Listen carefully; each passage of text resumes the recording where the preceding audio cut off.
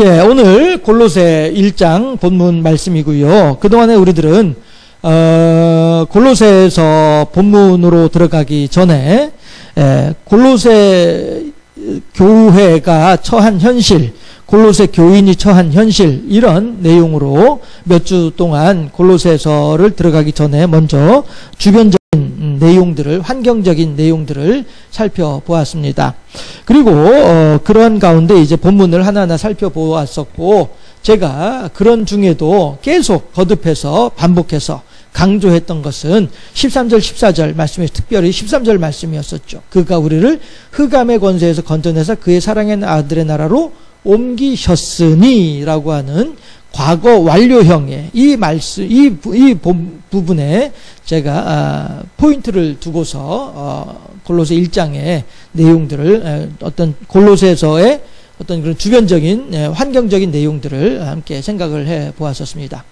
어떻게 보면 이제 오늘부터가 우리가 본격적인 골로새서 본문을 살펴보는 시간이라고도 할 수 있을 것 같아요. 그런데 그러면서도 불구하고 또 어떻게 표현을 하면 첫머리부터 등장하는 것이 무엇이냐 하면 기독론이라고 하는 거예요. 기독론이 무슨 얘기냐면요, 예수님이 이러한 분이다 라고 한 것을 이야기하는 것이 기독론이에요. 해서 예수님은 이러하다, 예수님은 이러하다, 예수님은 이러하다, 이렇게 하면서 예수님에 대해서 각각의 어떤 분야, 어떤 종목을 따라서 이렇게 정리해 놓은 것, 이것을 이제 기독론이라고 이야기를 할 수가 있습니다. 그런데 제가 거듭해서 말씀드립니다마는 골로새서를 쓰던 바울이 로마 교회에서 에베소서, 빌립보서, 빌레몬서와 골로새서, 이렇게 4권의 책을 바울이 편지글을 로마 감옥에 갇혀 있으면서 이 4권의 편지글을 썼지요. 그리고 그 편지글들이 사람들한테 읽히고 깊은 감동과 감화를 주고, 교육적인 측면에서도 그렇고, 그렇게 하나님의 말씀으로 사람들이 인정할 만큼의 어떤 그런 그 인지도, 인기, 영향력, 영적인 영향력, 신앙적인 영향력, 바울의 편지글들이었던 것이죠. 해서 이런 편지글들을 모아서 사람들이 그 정경화 작업을 한 것이죠. 신약 성경에 이 사람의 편지글을 집어넣고 저 사람의 편지글을 집어넣고 이러한 그 회의를 하는데, 그런 가운데 이 골로새서도 정경화 작업에서 반드시 이것은 정경으로 우리가 포함시켜야 된다라고 하는 이제 그런 이제 의논 끝에 성경 안에 자리를 잡게 됐던 것이 골로새서였던 것이죠. 해서 다시 말씀드립니다만, 골로새서는요, 아직 신학이 제대로 올바른 혹은 건강한 신학이 정립되어 있지 않은 상황에서, 그 상황에서 바울이 여러분들은 이러이러하게 생각을 하고 있으나 그 생각이 아닌 이것이 정확한 하나님의 뜻입니다. 다시 말해서 바울의 입장에서는 구약 성경을 보고 예수님의 사역하신 것들을 통해서, 그리고 본인이 이 모든 것들을 연구하고 종합한 결과 하나님의 뜻은 이것이다 라고 이제 사람들에게 제시하는 것이죠. 이러한 바울의 신학적인 주장, 바울의 신학적인 입장, 이것이 그 당시 사람들에게는 많이 채택이 되는 거예요. 아, 그래, 이 말이 합당한 말이구나. 어차피 바울의 말이 참인지 거짓인지를 알려고 알아내고 판가름하는 그 사람들 또한 어떤 사람들이에요? 성경의 박사들이란 말이죠. 그러다 보니 일반 성경을 잘 모르는 사람들은 이것도 맞는 것 같고 저것도 맞는 것 같고 이렇게 생각이 되어지잖아요. 그렇죠? 그렇게 할 때에 성경에 대해서 잘 알고 있는 사람들이 모여서 의논을 하는 것이죠. 아, 이 사람은 지금 성경을 이렇게 해석을 해서 그러므로 이렇다라고 결론을 내리고 있구나. 그런데 바울은 이 사람과 같지 아니하게 이렇게 해석을 해서 이렇게 결론을 내리고 있구나. 그렇다 한다면 우리가 알고 있는 성경의 지식을 가지고 볼 때에 이 사람의 말은 아무래도 좀 틀린 것 같아. 여기저기 허점도 있고 설명이 안 되는 부분들도 있어. 그런데 바울이 하는 말을 들어보니 하나도 틀린 말이 없는 것 같아. 그렇다고 한다면 이 사람의 주장보다는 바울의 주장이 더 하나님 뜻에 합당한 주장이라는 생각이야. 우리들은 이렇게 결론을 내릴 수가 있어. 이렇게 해서 이 바울의 신학이 우리 기독교의 정통 신학으로 인정받게 되는 것이죠. 자리매김할 수 있게 되는 것이죠. 그러한 가운데에 많은 사람들이 각자 자기의 주장을 가지고 이것이 하나님의 뜻입니다. 이것이 성경에 대한 올바른 해석입니다라고 주장을 하지만 바울의 주장하는 것만큼 논리적으로도 그렇고 성경에 대한 해석도 그렇고 이만한 것이 없기 때문에 다른 사람들의 주장은 다 배척당하고 바울의 주장만이 기독교의 신학으로 인정받을 수 있게 되었더라. 이것이 이제 성경 66권, 그쵸? 구약 성경 39권과 신약 성경 27권의 66권의 성경을 만들어내는 정경화 작업 가운데에 바울이 끼쳤던 영향이고, 또한 초대교회에 아직 신학이 제대로 정립되어져 있지 않고 사람들이 혼란스러워할 때에 바울의 신학이 합당한 신학이다 라고 하면서 신학화의 과정에 있어서도 바울이 지대한 영향을 끼쳤고, 이것이 이제 초대교회에서 원시 기독교 공동체라고도 이야기하는 그 상황 속에서 바울의 역할이었고 바울의 자리매김이었더라 라고 하는 것이죠. 해서 예수님께서는 사람들을 가르치셨고 바울은 그 가르치신 것을 올바르게 해석을 해냈고, 이 올바른 해석, 이것이 이제 신학화라고 얘기를 할 수 있는 것이죠. 이것을 전제로 골로새 교인들은 우리 속담에 옛 어른들로부터 전해 내려온 이야기 가운데 왜 선무당이 사람 잡는다 이렇게 얘기를 하잖아요. 그렇죠? 선무당이 사람 잡는다. 아직 숙련되지 못한 무당인데, 아직 일을 제대로 하지 못하는 무당인데, 이 무당이 자기가 일을 하겠다고 나섰다가 괜히 생사람 잡는다, 이런 이야기가 되는 것이죠. 저희 막내 동생이 이 갓난아기 때부터 이 녀석이 또 이제 몸에 뭐 이상한 게 이렇게 있었어요. 그 정식 의학 명칭은 아니고요. 그냥 어른들이 하시는 말이 뭐 복합이라고 했던가 뭐 해가지고 아무튼 제 안에 뭐 어떤 좀 그런 게 있었어요. 저도 어렸을 때 본 거라서 정확하게 설명하거나 묘사하기는 좀 그렇긴 합니다만은 아무튼 몸에 좀 이상한 게 머리에 있었어요. 이놈이 지 성질만 이렇게 나게 되면은 그냥 깔아지는, 응애 울다가 그냥 하고 깔아져 버리고 말는 이런 일들을 겪었었어요. 어머니가 이제 이 녀석의 이 병을 고치려고 여기저기 이제 다녀보셨죠. 그랬는데 어디에서도 속 시원한 해결을 못 보는 거예요. 용하나 싶어서 쫓아가서 보면은 여전히 막 애는 집에 와서 보면은 여전히 응애 울다가 하고 넘어져 버리고 깔아져 버리고 이렇게 하는 일들이 반복되는 것이죠. 그러다가 이제 어느 날 어머니가 이제 저 옆에 동네에 뭐 침 잘 놓는 사람이 있더라 라고 해가지고 이제 그 소문을 듣고서 또 쫓아간 거예요. 갔더니 거기서는 정말로 머리에다 침을 이렇게, 어머니 하시는 말씀이 제 기억에 머리에다 침을, 대침이었던 모양, 지금으로 하면 대침인 모양이죠. 큰 침을 이렇게 꽂았다고 하더라고요. 그런데 그 뒤에는 이제 애가 아무리 이제 응애 울더라도 넘어지지 않는 거예요. 깔아지지 않는 거예요. 이게 뭐예요? 선무당이 사람 잡는 거였었죠. 저쪽 동네에 그 침쟁이를 찾아가기 이전까지의 그 모든 의사들은 다 이른바 선무당들이었던 것이죠. 그들 나름대로도 뭔가 배운 것이 있고 그들 나름대로 뭔가 하는 것이 있으니까 의사 간판을 걸고 있었겠지만서도 그럼에도 불구하고 적어도 제 동생에게 있어서만큼은 그들은 선무당들이었던 것이죠. 그리고 저쪽 옆 동네 그 누군가, 그 양반이 이제 제 동생에게 적합한 의술을 펼쳤던 이런 것이었던 것이죠. 선무당이 사람 잡는다고 하는 말이, 오늘 본문에 이 골로새 교인들이 가지고 있는 기독론과 딱 맞춰 떨어진 거란 말씀이에요.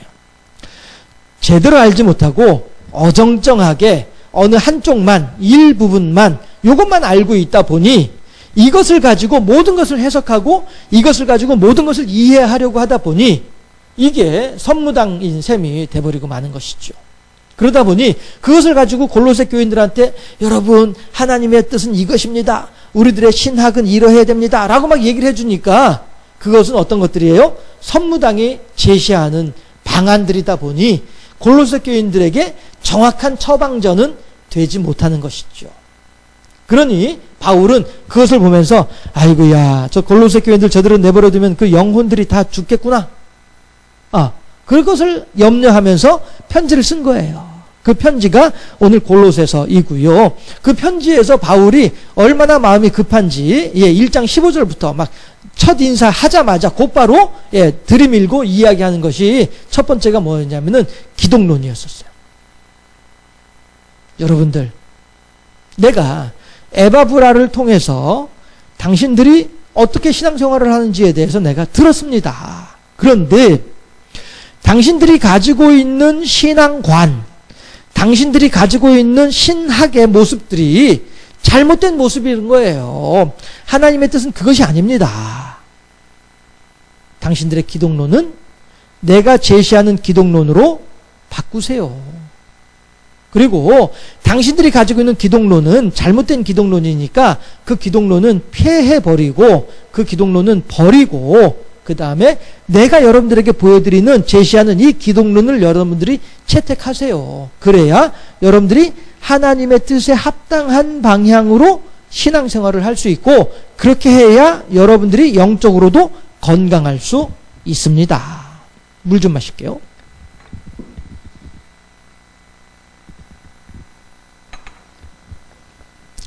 이것이 이제 바울이 하는 이야기인 것입니다. 그러면 여러분들 오늘 15, 16, 17 짧아요. 본문 길지 않습니다. 네, 이 본문 속에서 골로새 교인들이 가지고 있었던 기독론은 어떠하고 그에 비해서 바울이 올바르게 건강하게 온전하게 제시하는 기독론은 어떤 것인지 이 두 가지를 한번 살펴보자 하는 것이죠. 그렇게 했을 때에 15절을 보게 되면 뭐라고 하냐면은 그는 보이지 아니하는 하나님의 형상이시오. 15절부터 그가 누구죠? 예수님이죠. 해서 예수님은 보이지 아니하는 하나님의 형상이라고 해요. 우리가 지금 수요일마다 신명기를 보고 있습니다만은 신명기 5장에서도 모세가 회상하고 있는 신명기 10계명은 여러분 이제 귀에 딱지가 앉으시죠. 시내산에서 제시한 10계명이 있고요. 그 다음에 어딥니까? 갑자기 지금 얼른 그 지명이 기억이 안 나는데 아무튼 요단 동편 그냥 그렇게 편하게 표현합시다. 요단 동편에서 다시 한번 이 이스라엘 사람들한테 얘기하는 알려주고 있는 10계명 이 두 개의 10계명이 있습니다. 그렇죠? 그랬을 때에 적어도 요단 동편에서 지금 바울은 설교를 하고 있는 중인데 첫 번째 설교는 끝났고 두 번째 설교를 하는 것이 신명기 5장부터라고 했잖아요. 그렇죠? 그래서 두 번째 설교의 첫 부분이 10계명에 대한 내용을 다시 한번 사람들한테 이야기하고 그 다음에 너희 조상들이 애굽에서 나와서 홍해를 건너서 시내산에 있을 때 너희 조상들이 어떻게 했었다라고 하는 사실을 요단 동편에 있는 이스라엘 백성들, 이 이스라엘 백성들은 광야 40년 세월 동안에 태어난 사람들이죠. 이 사람들에게 너희 조상들이 시내산에서 있을 때 너희 조상들이 이렇게 했다라고 하는 것을 모세가 설교를 통해서 요단 동편에 있는 태어난 이스라엘 백성들을 향하여서 이야기를 해주고 있는 거예요. 설교를 통해서. 그때에도 뭐라고 얘기를 합니까? 시내산에 있을 때에 이스라엘 백성들이 모세에게 뭐라고 얘기를 했냐면은 이 세상에 살아가는 어떠한 인생이라 할지라도 그의 눈으로, 그의 육안으로 하나님을 바라본 자로서 살아남을 수 있는 사람이 없습니다 라고 얘기를 하죠. 이 말은 다시 말해서 어느 누구도 하나님의 형상을 볼 수 없다 라고 하는 신학적인 해석이 가능한 것이죠. 시내산에서 이스라엘 백성들이 하는 말을 통해서 볼 때 그들은 뭐라고 얘기해요? 다시 말씀드릴게요. 그들은 이 세상에 어느 누구도 하나님을 눈으로 배웠고 하나님을 눈으로 알현하고 그러고도 살아남을 수 있는 사람은 아무도 없다. 이 세상에 어느 누구도 하나님을 보고서 살아남은 사람은 아무도 없다. 이 말은 다시 말하면 신학적으로 해석을 할 때에 어느 누구도 하나님을 본 사람이 없다라고 신학적으로 해석할 수 있다는 것이죠. 그러면 어느 누구도 하나님의 형상을 볼 수 없어. 오직 모세만 바라봤죠. 예. 해서 이 세상에 어느 누구, 모세조차도 죽어갔으니까, 예. 어느 누구도 이 세상에서 하나님을 본 사람이 없어. 이 말은 다시 말하면 오늘, 예, 바울이 말하는 보이지 아니하는 하나님이란 말이죠. 볼 수 없으니까, 볼 수 없는 하나님이다 보니 보이지 않는 하나님이라고 하는 해석이, 신학적인 해석이 가능하다라고 하는 것이죠. 그런데 그 뒤에 보이지 아니하는 하나님의 형상이라고 해요. 다시 말씀드려서 다시 시내산에 있는 이스라엘 사람들로 돌아가면 볼 수 없는 하나님이었었어요. 구약시대에는. 그러나 예수 그리스도로 말미암아서 볼 수 있는 하나님으로 바뀌었더라. 왜요? 왜 구약시대에는 볼 수 없는 하나님이었는데 신약시대에 와서는 볼 수 있는 하나님으로 왜 바뀌었습니까? 제가 기회 있을 때마다 말씀드리죠.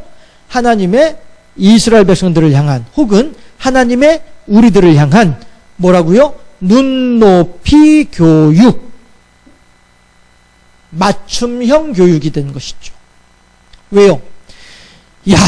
저 이한웅이라고 하는 사람을, 이한웅이라고 한 저 녀석을 그냥 내버려 두면은 저 생전 나 믿을 가능성이 없는 녀석이야. 그럼 어떻게 하면 좋을까? 아이고, 그래. 내가 저 녀석에게 내 아들 예수를 보여주어야, 그래야 저 녀석이 나를 믿을 수 있을 것 같아. 할렐루야. 이거예요. 저는 비록 말하기 좋게 이한웅이라고 얘기를 하고 있습니다만은 실은 여러분 각자 한 사람 한 사람을 향한 하나님의 눈높이 교육이란 말이에요. 저 누구를 보니 저 생전 가도 하나님 나를 믿을 그런 그 기미가 안 보이는 그런 사람일세. 아이고, 할 수 없다. 내 아들 예수를 저 사람에게 보여주어야, 그래야만이 저 사람이 나를 믿을 수 있겠구나. 왜 하나님을 믿어야만 합니까? 구원받아야 되니까. 하나님을 믿지 않고 어떻게 구원을 받을 수 있겠어요? 그렇죠? 하나님은 우리들을 어떻게 해서든 구원시키기를 원하신 분이 하나님이란 말씀이에요. 그러니 신명기 5장에서도 하나님께서 이스라엘 백성들을 향해서 그렇게 말씀하시잖아요. 모세에게 하신 말씀이, 그래 모세야, 그들이 하는 말이 옳도다. 그러므로 이제 그들로 하여금 내 말을 잘 순종함으로 말미암아 그들이 나의 백성이 되고 나는 그들의 하나님이 됨으로 말미암아 내가 그들에게 온갖 복을 주기를 원하노니 모세야, 그들에게 가서 나의 말을 잘 전해서 그들이 신앙생활 잘할 수 있도록 해. 네가 한번 잘 독려해봐. 알았지? 그래야 그들이 복을 받을 수 있고 아니겠어? 이거죠. 하나님은 우리들한테 어떻게 해서든 복을 주기를 원하신 분이 하나님이란 말씀이죠. 하나님은 어떻게 해서든 이한웅이라고 한 사람한테, 하나님께서는 어떻게 해서든 우리 경주생명선교회 누구에게 어떻게 해서든 복을 주고 싶은데, 그 복이 어떤 복입니까? 영혼 구원의 복이란 것이죠. 천성의 복이란 것이죠. 하나님 나라의 복이란 것이죠. 하나님 자녀된 권세의 복을 주기를 원하신다는 말씀이죠. 어떻게 해서든 복을 주고 싶은데 그냥 내버려 두면은 도저히 나한테 와서 내 복을 받지 못할 것 같아. 너희가 내 안에 거하고 내 말이 너희 안에 거하면, 이것이잖아요. 신명기 5장에서도 하나님께서 시내산에서 하셨던 말씀이 다시 이제 모세가 다시 회상해서 얘기한 거니까요. 하나님께서 하신 말씀이 그들이 내 말을 거하고 그들이 나의 백성이 되면 그들은 나의 백성이 되고 난 그들의 하나님이 되어짐으로 말미암아 그들에게 온갖 복을 주기를 원하노라. 하나님은 이렇게 복을 주기를 원하시는 거예요. 그런데 우리들이 하나님의 백성이 되어야 하나님이 우리들한테 복을 주시죠? 그렇지 않겠습니까? 그런데 우리가 어떻게 하면 하나님의 백성이 될까? 하나님 보시기에 그냥 두면은 전혀 나의 백성이 될 가능성이 없는 존재들이 우리들이었다는 것이죠. 그래서 어떻게 해요? 예수 그리스도를 보여주시는 거예요. 예수님께서는 당신의 제자들을 사랑하시되 끝까지 사랑하시는 분이 예수님이세요. 왜요? 보이지 아니하시는 하나님의 형상이기 때문에 그렇습니다. 하나님은 곧 사랑이시라. 요한 3서에서요. 하나님은 곧 사랑이시라. 주는 곧 사랑이시라. 라고 우리들한테 말씀해주고 있잖아요. 그 본질이 사랑이에요. 하나님의 본질이 사랑이고요. 하나님의 본성이 사랑이에요. 본질과 본성이 어떻게 다를지 모르겠습니다만은 하나님께서 우리들에게 나타나시는 이유가 사랑이고요. 하나님께서 우리들을 구원해내시는 이유가 사랑이에요. 하나님은 우리들을 사랑하고 계시고요. 하나님은 우리들에게 당신이 가지고 있는 온갖 것들을 전해주기를, 나누어주기를 바라신 분이 하나님이세요. 그래서 하나님께서는 그 사랑을 우리들한테 가르쳐주기 위해서, 우리들에게 보여주기 위해서, 우리들의 눈높이 교육을 위해서 당신 스스로가 저 높고 높은 별을 넘어 이 낮고 낮은 땅 위에까지 내려오셔서 사람 예수라고 하는 형체로 우리들에게 나타나신 것이죠. 그것이 바로 그는 보이지 아니한 하나님의 형상이시오. 예, 모든 피조물보다 먼저 나신 이다. 다시 말해서 모든 피조물의 창조주이시다. 이렇게 얘기를 하는 것이죠. 누가요? 예수님이. 그러니 온 세상을 창조하실 때에 성자 예수, 하나님께서 온 세상을 창조하실 때에 성자 예수님도 그 자리에 함께 계셨고, 시편에서도 그러잖아요. 성령 하나님께서도 함께 계셨더라 라고 하는 것입니다. 그래서 우리들은 삼위일체의 신앙을 고백할 수 있게 되는 것이죠. 다시 말씀드려서 골로새 1장 15절에서 하반절에서 모든 피조물보다 먼저 나셨다 라고 하는 이 말, 그리고 예수님께서 보이지 않는 하나님의 형상이다 라고 하는 그 말, 왜 합니까? 제가 그랬죠. 골로새 교인들의 기독론과 바울의 기독론을 함께 비교해 보겠다라고 했었잖아요. 그렇죠? 바울의 하는 말을 통해서 골로새 사람들이 어떠한 기독론을 가지고 있었는지를 알 수 있는 거예요. 바울이 이렇게 말을 하는 것은, 지금 다시 말해서 그 당시 골로새 사람들은 하나님 예수님에 대하여서 어떻게 생각을 했냐면은, 나사렛 예수? 그 마리아와 요셉의 아들이잖아.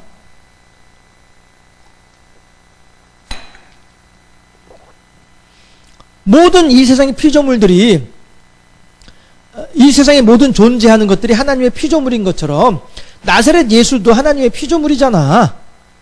이렇게 사람들은 생각하고 있단 말이에요. 초기 기독교 공동체 사회에서 아직 신학이 정립되어져 있지 않았을 때에 나사렛 예수에 대한 생각들은 그러했다라고 하는 거예요. 하나님 피조물인데 우리랑 똑같은 인간인데 뭘, 이렇게 생각을 했던 것이죠. 해서 골로새 사람들의 기독론은 예수는 하나님의 피조물이다, 이런 기독론을 가지고 있었던 것이죠. 그것에 대해서 바울은 15절에서 그렇지 아니하다. 예수님은 보이지 아니하시는 하나님의 형상이시오, 모든 만물을 지으신 이시다 라고 얘기를 함으로써 골로새 교인들이 가지고 있었던 피조물 기독론, 즉 나사렛 예수는 요셉과 마리아의 아들로서 하나님의 피조물이다 라고 하는 기독론을 가지고 있었던 골로새 사람들에게 그러하지 아니하고, 예수님은 하나님과 본질상 동등하신 하나님의 본체이시면서 또한 우리들의 구원을 위하여서 사람의 몸을 입고 이 땅에 오신 하나님 그 자체이시다. 그러므로 그 하나님께서는 그 예수님께서는 누군가에 의해서 창조된 피조물이 결코 아니라 그분 자체가 창조주이시다 라고 한 것을 15절에서 이야기를 하고 있는 거예요. 복잡하신가요? 복잡하지 아니하시죠? 예. 골로새 사람들은 예수님이 요셉과 마리아의 아들로서 우리와 똑같은 하나님의 피조물이다라고 골로새 사람들은 생각을 했으나 바울은 그 사람들의 생각이 틀렸으며 이 말이 정확합니다 라고 하면서 제시해 주기를, 예, 그는 보이지 아니하시는 하나님의 형상이시오 모든 피조물을 만드신, 피조물보다 먼저 계신 이이시다. 예, 모든 피조물보다 먼저 나신 이이시다 라고 이야기를 함으로써, 단언함으로써 골로새 사람들이 가지고 있는 기독론을 버리고 바울의 기독론을 인정하라고 지금 얘기하고 있는 내용입니다. 해서 히브리서 7장 3절에 보게 되면 예수님에 대해서 히브리서 저자가 뭐라고 얘기를 하냐면은 7장에서 그는 멜기세덱의 반차를 좇는 영원한 대제사장이다 라고 얘기를 해요. 그가 뭐예요? 메시아이죠. 메시아가 누구예요? 예수님이시죠. 해서 멜기세덱이라고 한 사람은 어떤 사람이에요? 태어난 날이 언제인지도 모르고 부모가 누구인지도 모르고요. 어느 지역 출신인지도 몰라요. 그리고 이 사람이 어디에서 살았는지도 모르고요. 무슨 일을 했는지도 몰라요. 언제 죽었는지도 몰라요. 그럼에도 불구하고 멜기세덱은 아브라함으로부터 대제사장으로서의 지위를 인정받은 사람이었었어요. 마찬가지로 예수님도 멜기세덱의 반차를 좇는 대제사장이다, 영원한 제사장이다 라고 히브리서에서 이야기를 하고 있잖아요. 예, 이 말이 어떤 의미를 가지고 있는 것이에요? 예, 예수님이 요셉과 마리아의 아들이 아니다라고 하는 사실, 영원전부터 이 태초가 형성되기 이전부터 존재하셨던 하나님, 바로 그 하나님이라는 사실을 바울은 지금 15절에서 이야기하고 강조하고 있다라고 하는 것입니다. 16절, 예, 여전히 창조주로서의 모습을 이야기를 하고 있죠. 만물이 그에게서 창조되되 라고 했어요. 하나님께서 빛이 있으라 하실 때 성자 예수님도 함께 계시면서 그 하나님의 창조 사역에 함께 동역하셨단 말씀이에요. 네. 그래서 만물이 그에게서 창조되되 16절에서, 예, 그 뒤에 보게 되면 하늘과 땅에서 보이는 것들과 보이지 않는 것들과 라고 얘기를 해요. 사람들은요, 눈에 보이는 것만을 진실이다라고 생각하는 경향이 있는 것이죠. 해서 사람들은, 골로새 사람들은 기독론을 어떻게 가지고 있었느냐 하면 예수님에 대해서 눈에 보이는 것들, 그리고 보았다라고 주장하는 사람들의 내용들, 그러니까 보았다라고 하는 사람들의 주장하는 것들, 이런 것들만 믿은 거예요. 그렇게 하다 보니 그들의 신학이, 그들의 기독론이 상당히 편협되어져 있고 하나님의 선하시고 온전하신 뜻을 따라 헤아리지 못하는 어리석은 모습으로 머물러 있을 수밖에 없는 것이죠. 아침에 에베소 5장에서 세월이 약하니라 때를 아껴라 라고 하시는 당부의 말씀이 이 골로새 사람들한테는 적용이 안 되고 있는 것이죠. 어리석게도 어리석은 신학을 가지고 어리석은 방법으로 하나님을 경배하면서 이것이 올바른 방법인 줄로 알고 있는 그러한 모습이 골로새 사람들이었다는 것이죠. 그에 대해서 바울이 하다 해서 뭐라고요? 보이는 것들과 보이지 않는 것들까지도 다 관장하시는 하나님, 그 모든 것들까지도 다 창조하신 하나님, 그렇죠? 만물이 그에게서 창조되었으니까 그럴 때에 그가 창조했던 모든 만물들은 보이는 것들만 창조한 것이 아니라 보이지 않는 것들까지도 창조했다라고 하는 거예요. 사람들은 보이는 것만 볼 수 있고 보이지 않는 것은 못 보고 있잖아요. 그러나 하나님은 우리들이 못 보는 것까지 다 보고 계시다. 다시 말해서 우리들이 생각하는 것보다 우리들이 생각하는 그 이상의 것을 생각하고 계신 분, 우리들이 알고 있는 것보다 그 이상의 것을 알고 있는 분이란 말씀이죠. 우리가 보는 것보다 그 이상의 것을 보고 계신 분이 하나님이란 말씀이에요. 그러므로 우리가 감히 어떻게 하나님을 향하여서 대적할 수 있을까? 이것이죠. 우리가 어찌 감히 하나님에 대하여서 내가 하나님보다 더 많이 알고 있습니다라고 얘기를 할 수 있겠냐 하는 거예요. 그런데 우리들은 간혹 그런 일들을 하잖아요. 하나님 대체 나한테 왜 이런 일을 자꾸 주시는 겁니까?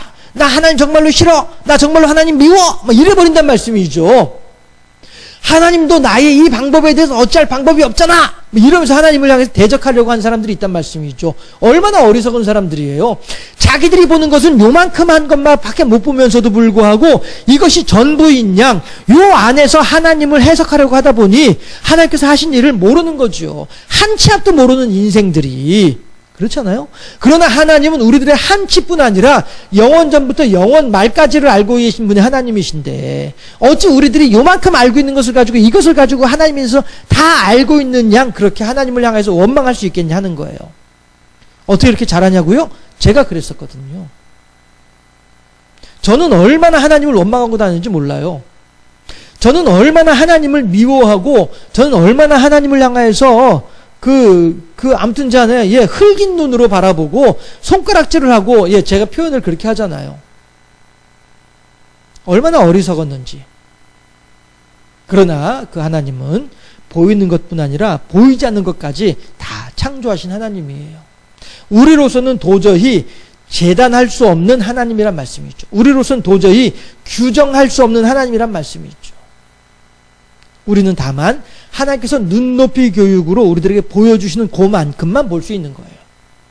그 안에서도 우리들은 구주를 생각만 해도 내 마음이 좋거늘 주 얼굴 배울 때야 얼마나 좋으랴. 이 소망을 가지고 살아갈 수 있는 것이죠. 우리 모두가 보이는 것뿐 아니라 보이지 않는 것까지 창조하신 그 향하여서, 그 하나님을 향하여서, 그 창조주를 향하여서 더욱더 아름다운 사랑을 고백하고 내게 주신 것에 대하여서 깊이 감사하고 만족하면서 그래요 하나님, 내가 알고 있는 것보다 더 많은 것을 알고 계시고 내가 소망하는 것보다 더 큰 것을 가지고 계신 하나님이시여, 내가 그 하나님을 끝까지 사랑하겠나이다. 할렐루야. 고백할 수 있는 우리 모두가 될 수 있기를 주님의 이름으로 축원합니다. 오늘 17절까지 다 하려고 했는데요. 시간이 많이 지났기 때문에 여기까지만 우선 하고요. 다음 주에 이어서 또 계속 골로새 교인들의 기독론과 바울의 기독론을 서로 이렇게 비교하면서 우리들의 신앙의 올바른 방향, 우리들 신앙의 올바른 입장이 어떠해야 하는지, 골로새 사람들은 어떻게 헛다리를 짚었는지, 그리고 그에 대해서 바울은 어떻게 올바르게 가르쳐주고 있는지를 통해서 오늘 우리들의 신앙의 모습을 다시 한번 생각해보는 그런 시간을 이어서 계속 볼 수 있도록 하도록 하겠습니다. 오늘은 여기까지 하고 오늘의 순서는 마치도록 하겠습니다. 제가 잠깐 기도하고